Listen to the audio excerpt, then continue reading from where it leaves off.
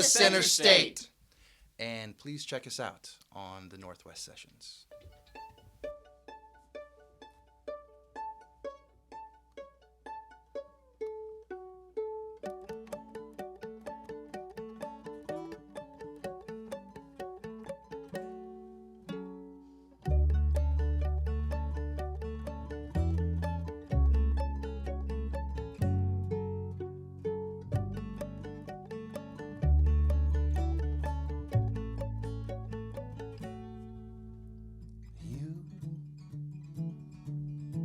Disregard me. I'm the spaces in between all the words you speak. Blurred like a harlot, removed from everything just to keep it clean. It's all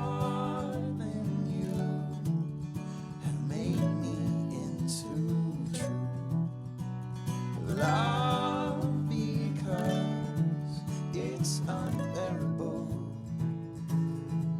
Though the fire burns and your eyes stay turned away from me, oh, the agony. 1, 2, 3. You captivate me. I'm a prisoner without a jailer or a jailer's key. Blue as the deepest sea. You sailed all my wishes away from me. Darling, you made me true love because it's unbearable. Though the fire burns and your eyes stay turned away from me, oh, the agony.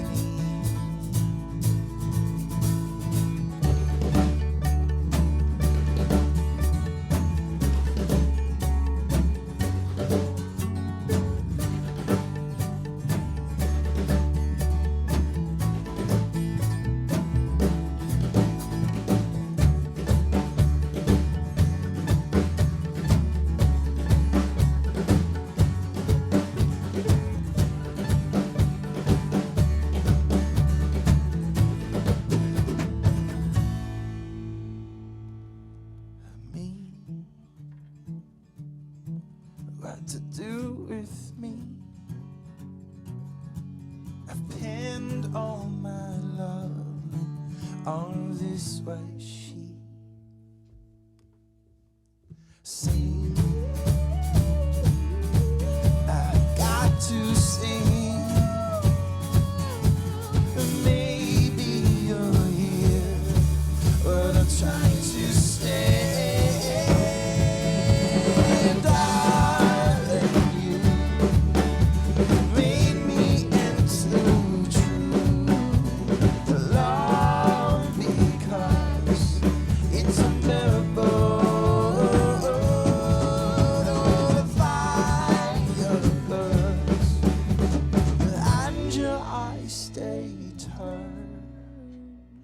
Away from me, oh, the agony.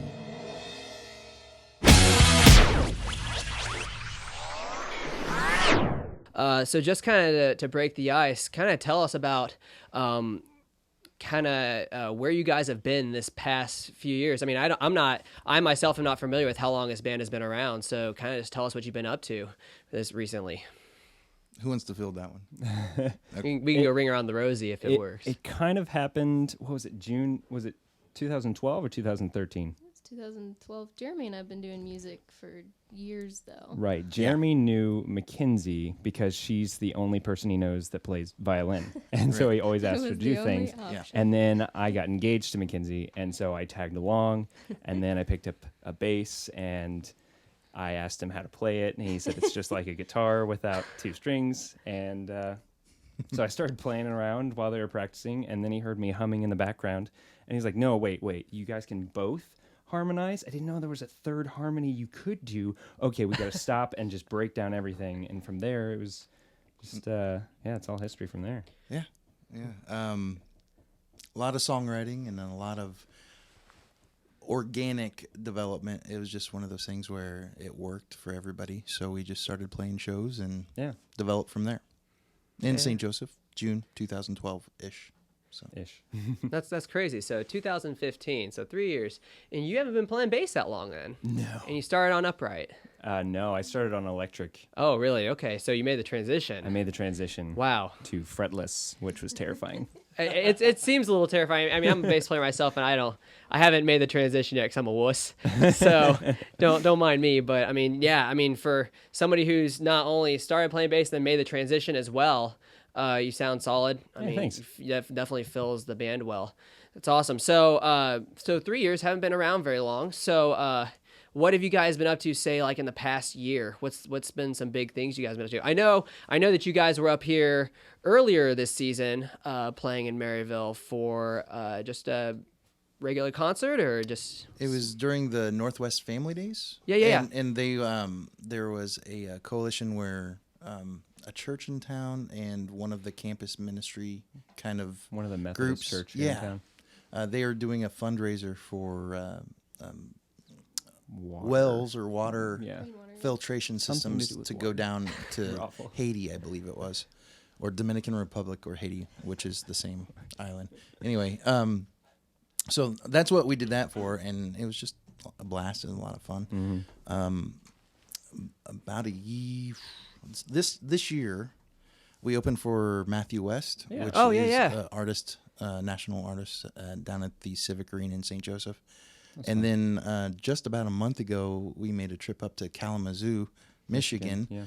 and we did a studio live multi-track, tons of cameras, kind of like what you guys are doing today, up there, called the KBR Sessions, and is with a studio or a collective, that's what they call themselves, Overneath Creative Collective up in Kalamazoo, Michigan.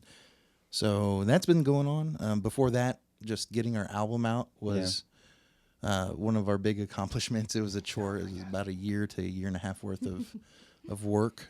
We were more than ready to start playing shows as soon as the album was pushed my out. gosh. Funny how that works out, right? Because it's like you'll have that trend of like, oh my gosh, like we're ready to play shows. You just start it out. Oh, maybe we're ready to record an album. Then it takes like a year or 2 years, sometimes 3 years for some slow bands to put one out. Yeah. You're like, God, I'm just ready to play shows It was a again. really So- long year. Yeah. That's brief history, and we're back in the cycle. We're writing and doing things that we need to be doing right now, and we'll be going back into the studio before too long.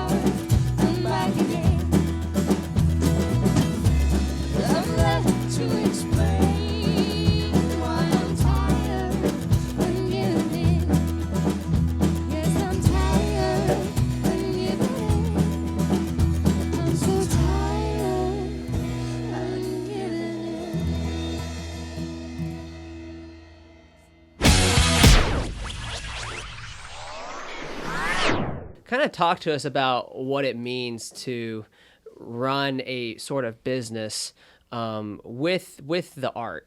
So you like trying to run the business within the band kind of thing. Like talk to us about what kind of structure that plays and what kind of effect that has on how your band does kind of thing. Well, the hard part is it's so counterintuitive to be this artistic person and then think about a profit in regards to it, because really you don't do the music because of the money that you get.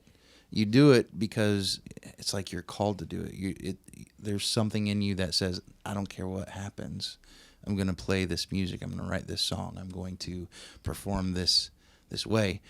And the monetary side of it, or the business side of it, the reason that even exists is because you have to justify it to who you're responsible to. If I was not responsible to anybody, if I was just a single guy, and I didn't have a care in the world other than, make sure I eat some food, make sure I have a bed to sleep in, it wouldn't matter how much I make or anything like that whenever we play shows. But because I'm responsible to a family and my wife and my kids, and I'm responsible to these guys and gals, a gal. There's not more than one. Sean's a gal. Sean. Because I'm responsible to them, I therefore have to be responsible myself and think about money and justify to them why we're playing a show or why we're doing this or why they're taking time out of their lives to do something like this. So that's where the business side, that's the foundation of it. And then you just get good at it. Okay, write down what you're supposed to do, actually ask to get paid when you play a show. Having good promotional material is a big deal. And that's how I got into graphic arts. I mean, I think the first posters I ever made was made with a Sharpie on like a piece of copy paper, and it was hilarious. I'm glad I threw it away. Let's just put it that way. And should have documented it. It's one for the Yeah. scrapbooks, man. Yeah. Framed it. But so you get better at that because the better product you have, the better money you can make, and the more responsible I can be towards everybody else. And that's kind of how it flows. And then you start to enjoy the art of the promotion. Like I love graphic design. I love being able to create artwork that people can appreciate, and it kind of goes hand in hand, like with the old LP covers and stuff like that with records. That was such a big deal back in the 60s and 70s, where when you bought a record, not that I was alive back then, but from what I hear from interviews back then. I think you were. Yeah. I know Sean was. You old girl, you. You would buy that record and you would put it on, and then you'd just sit down, and that was your media. That's what you read. So, but so that's kind of how I approach the artwork side of it. The graphic design, artwork, photography. I want to just make sure that it's beautiful. And when people look at it, it's more than, okay, well, that's a good band photo. I want people to look at it and go, wow, that's fun. What came out in that? When we put stuff on Facebook, I don't want it to be just cheeseball stuff. I want it to have a purpose. So that's, I don't know if that answers every question that you were thinking, but that's kind of the direction I normally go. Well, and I think marketing is a big important tool, especially when it comes to shows and stuff like that, because there's always that assumption that bands have that you're always like the venue's always going to market for you. Mm-hmm. Any show you do, whatever, it's like, oh, venue's got us, whatever, and then they get there and nobody shows up. No, it's a partnership. It really is. And that I don't like it when people say that venues don't have that responsibility, because they do. If they want people to come to their venue, they need to promote it just as much as the band needs to promote it. But it is the band's job, and it's the band's job to make sure to act professional. It's the band's job to sing on key. It's the band's job to play the right notes, so that there is something enjoyable and it's not just noise, so that people are enjoying it versus being annoyed. Yeah. So, And it is our job that we tell everybody and their mom, hey, there's a show coming up, and we would really like you to come. And then there's also being smart. Like, you don't play 6 shows in one city within the same month. It just doesn't make sense because you're beating everybody that would listen to you. You're beating them up. Right. So once a month or once every other month, play in this city, in that city, and and just Spread them out. yeah, spread it out. Create a circuit that you can work within, so that you have plenty of shows to play and you're not wearing the audience out.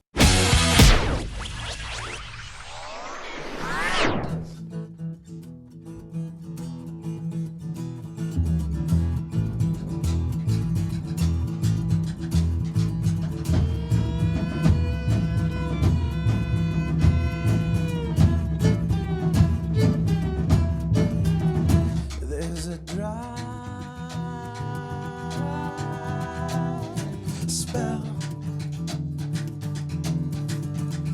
and is cast over me. I crave only you, but you nowhere to be seen. I'm lost in the wilderness. Yeah, I'm lost in the wilderness.